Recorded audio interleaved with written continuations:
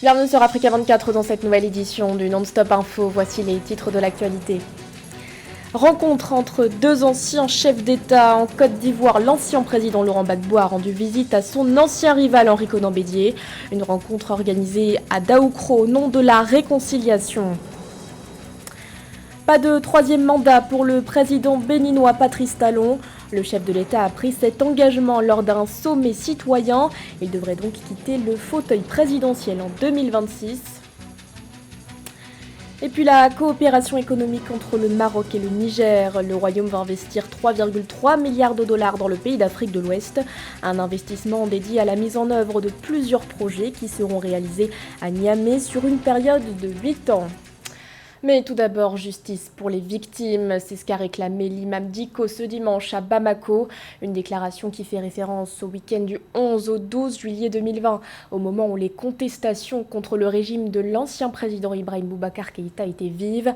Des affrontements entre forces de l'ordre et opposition s'étaient produits non loin de la mosquée de l'imam Dicko. Affrontements qui avaient fait 11 morts selon le gouvernement.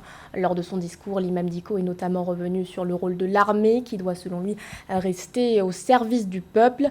Il a également insisté sur l'organisation d'élections fiables et crédibles.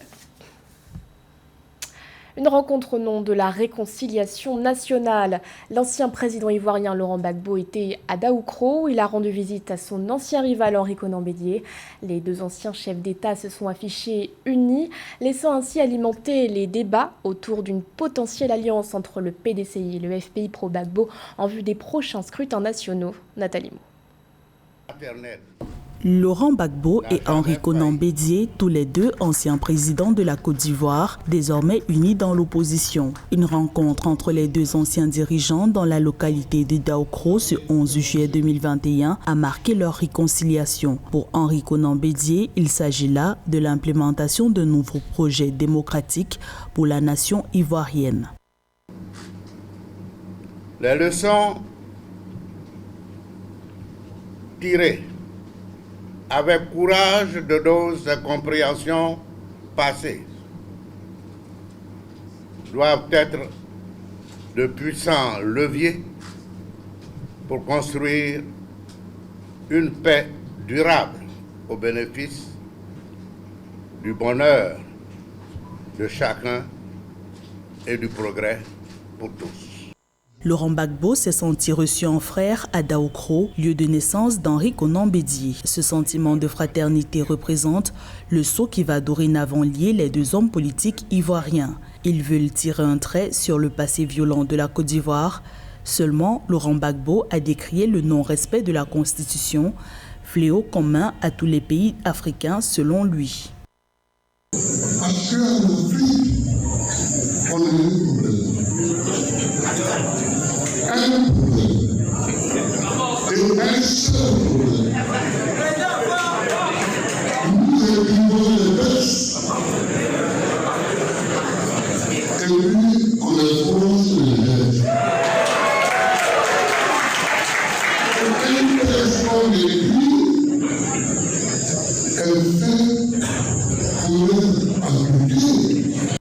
Laurent Gbagbo et Henri Konan Bédié ont tous les deux convenu que le retour à une paix définitive est d'une extrême nécessité pour la Côte d'Ivoire. Hier, farouches adversaires politiques, les deux ex-présidents construisent une relation plus saine, invitant la population ivoirienne à militer en faveur d'un dialogue national, la compréhension mutuelle, la fraternité vraie et la paix.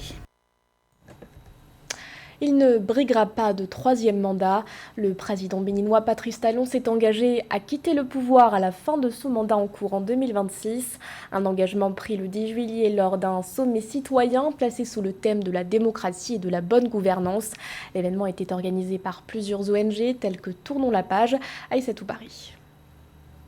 Il convient de limiter les mandats, a déclaré le président du Bénin, Patrice Talon. Le chef de l'État s'est exprimé lors du sommet citoyen pour la démocratie, la bonne gouvernance et l'alternance dans la sous-région. Organisé du 8 au 11 juillet 2021 au Bénin par plusieurs organisations non gouvernementales telles que Tournons la page et Togo Debout, l'essentiel des débats ont tourné autour de la limitation des mandats présidentiels, pas souvent respectés. Limiter les mandats est à tous égards au profit du peuple, plutôt que de laisser les uns et les autres rester éternellement dans la fonction. Vous avez absolument raison de prôner l'alternance. Je m'en soucie pleinement et je m'engage devant vous à la défendre, à en être témoin. Les 150 délégués d'organisations de la société civile venus d'une dizaine de pays de la CEDEAO, communauté économique des États de l'Afrique de l'Ouest, ont pris acte de cette déclaration. Pour la société civile, la limitation des mandats à 2 doit devenir rapidement un critère intangible. Mais les missions d'observation électorales doivent aussi se renforcer, estime-t-elle. Il fallait effectivement que nous puissions nous tourner vers la CEDEAO. Nous sommes dans l'espace communautaire ouest-africain et lorsque la CEDEAO délègue des missions d'observation électorale, nous sommes toujours surpris par le gap qu'il y a entre les réalités sur le terrain où il y a beaucoup de fraude et les constatations et les déclarations de la CEDEAO qui sont aux antipodes des préoccupations des peuples.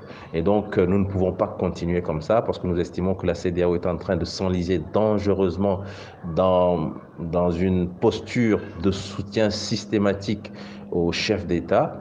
Et cela se fait au détriment des préoccupations et des aspirations populaires. Donc, nous pouvons nous adresser au chef d'État, comme nous l'avons fait avec M. Patrice Talon, qui incarne, je crois, un nouveau leadership et qui a accepté, dès le début de son second mandat, de le dire clairement que ce sera son dernier mandat. Nous espérons donc pouvoir atteindre d'autres chefs d'État à titre individuel. Si le protocole de la CEDEAO est clair sur la question par le troisième mandat, son application pose problème au vu des conditions dans lesquelles plusieurs élections se sont déroulées récemment dans la sous-région.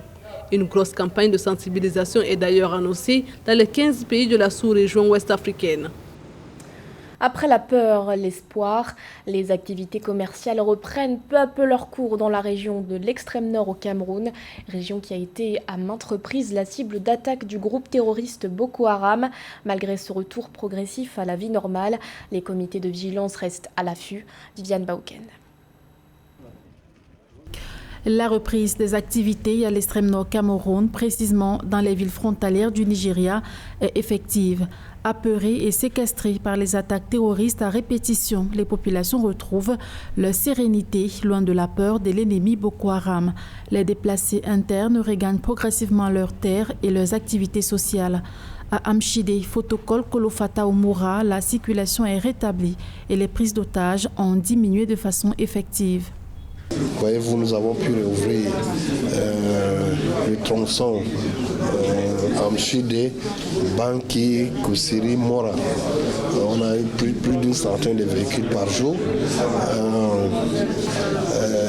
Les écoles ont réouvert leurs portes. Les réfugiés nigériens, plus de 5000, ont regagné leur terroir. Les déplacés internes, nous nous engageons à les ramener chez eux, où les écoles ont réouvert. Un plan de réhabilitation, ce n'est un secret, a été décidé par le chef de l'État. Le MINEPAT est en train de mettre les petits plats dans les grands. Le PNUD et d'autres partenaires au développement sont à pied d'œuvre. Le plan de relance économique décrété par le président de la République porte ses fruits dans l'extrême nord Cameroun. Les activités agricoles ont repris avec l'exportation des cultures vers les régions sud du pays. Les postes frontaliers et douaniers sont opérationnels après plusieurs années de fermeture, ce qui a permis d'engendrer des recettes douanières importantes. La vie dans son ensemble a repris. Les jeunes, des moyens ont été alloués aux jeunes dans le cadre de Cash for Work pour faire de l'agriculture. Et nous voyons maintenant, c'est des camions qui sortent de l'extrême nord, qui ravitaillent le Grand Sud avec les tomates, les pastèques, les oignons, l'arachide et j'en passe. Donc de manière générale, on peut dire que la vie a repris dans la région de l'extrême nord. Rappelons que depuis 2014, les attaques terroristes à l'extrême nord Cameroun ont forcé plus de 321 000 personnes à fuir leur communauté. D'après un rapport du gouvernement, 40 000 habitations, 128 000 établissements scolaires, 30 centres de santé et plus de 240 forages ont été détruits lors des incursions terroristes de Boko Haram. Dans l'actualité également, des présidents de communes dans le collimateur des autorités marocaines. Au total, 23 sont menacés de poursuites judiciaires et pourraient donc être démis de leurs fonctions. En cause, la publication d'audits réalisés par l'Inspection générale des finances. Des rapports accablants qui mettent en avant plusieurs cas de violation, notamment au niveau de la délivrance des permis de construire. 3,3 milliards de dollars, c'est le montant d'un contrat de partenariat public-privé signé entre le Maroc et le Niger. Un accord qui permettra de mettre en œuvre 6 projets notables à Niamey. Parmi eux, la construction d'un complexe agro-industriel notamment, ou encore l'édification de plus de 36 000 logements sociaux. Joël Ballot. Au cours des 8 prochaines années, 6 projets industriels et d'infrastructures seront réalisés par le Maroc au Niger, évalués à 3,3 milliards de dollars. Ce programme, issu d'un contrat de partenariat public-privé entre les deux nations, vise à redonner fière allure à Niamey, la capitale du Niger.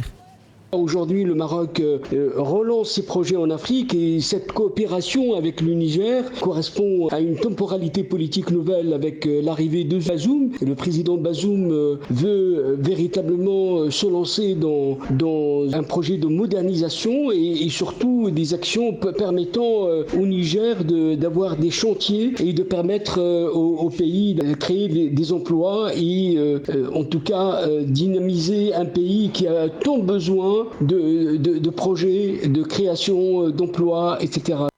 Avec cet investissement, l'objectif du Maroc est de construire sur une superficie de 1050 hectares une ville nouvelle avec près de 37 000 logements sociaux, un centre commercial, un complexe agroalimentaire. Un engagement qui va permettre au moins sur 8 ans de réduire le taux de chômage au Niger, évalué en 2020 à près de 50% selon l'Atlas mondial de données. C'est un pays qui est dans une courbe ascendante de développement. Nous savons aussi que les ressources du Niger vont tripler, voire quadrupler dans les 3 années à venir. C'est le moment de s'installer. Il aura donc fallu attendre 2 années pour aboutir à la signature du protocole d'accord entre les autorités du Niger et le groupe marocain IMI Finance Holding, un projet prometteur dans lequel le Maroc s'attend dans le futur à un retour sur investissement important. Le Maroc qui par ailleurs pourrait être amené à renforcer sa coopération bilatérale avec le Gabon. L'ambassadeur du Maroc dans le pays, Abdellah Asbi, s'est entretenu avec le ministre gabonais de la Santé, Guy-Patrick Obiang-Dong. Entrevue durant laquelle le ministre a demandé à ce que davantage de médecins spécialistes gabonais soient formés par le Royaume. Marie-Raphaël Antolouf. Le 7 juillet 2021, le ministre de la Santé du Gabon a sollicité de l'ambassadeur du Maroc, Abdellah Asbihi, l'intensification de la formation des médecins spécialistes ainsi que le parrainage d'un institut marocain dans le domaine de la formation professionnelle médicale. Selon les autorités, cette demande en cas d'aboutissement permettra de renforcer les capacités du personnel sanitaire gabonais et va améliorer l'accès aux soins des populations gabonaises. C'est une initiative louable. C'est d'ailleurs ce que les Africains, dans leur grande majorité, souhaitent. On parle de coopération sud-sud. Il faut bien que des pays africains qui sont un peu avancés technologiquement ou sur le plan d'un domaine quelconque soient capables de soutenir des pays qui en ont besoin. Et à ce titre, on sait bien que le Maroc a un peu d'avancée sur certains aspects de la vie sociale en Afrique, notamment en ce qui concerne la santé. Au Gabon, certaines zones font encore face aux déserts médicaux et rendent l'accès aux soins de santé difficile pour les populations de ces localités. Le pays fait également face à une faible densité en professionnels et en établissements du secteur de la santé. Toutefois, les autorités souhaitent relever le niveau médical par cette coopération. Comme dans la plupart des pays africains au sud du Sahara, la question d'accès aux soins au Gabon reste globale. Il y a affaire à tous les niveaux. On note également des pratiques non professionnelles dominées par la quête des profits, comme dans la plupart des pays pauvres. Il y a également la fuite des spécialistes. Il y a très peu de spécialistes qui restent et rendent service à leur pays, d'où la nécessité d'en former d'autres avec des engagements fermes, avec des engagements qui les amèneront à rester au pays et à servir. D'après le ministère de la Santé, à ce jour, plus d'une 50aine de médecins spécialistes et une centaine de techniciens supérieurs gabonais ont été formés au Maroc. Notons que le Gabon et le Royaume chérifien collaborent déjà depuis plusieurs années dans la formation du personnel gabonais de santé. Par ailleurs, plusieurs accords ont déjà été signés entre les deux pays ces dernières années. Ce journal a été réalisé par l'ensemble de la rédaction. Merci de votre fidélité. L'actualité continue sur Africa 24.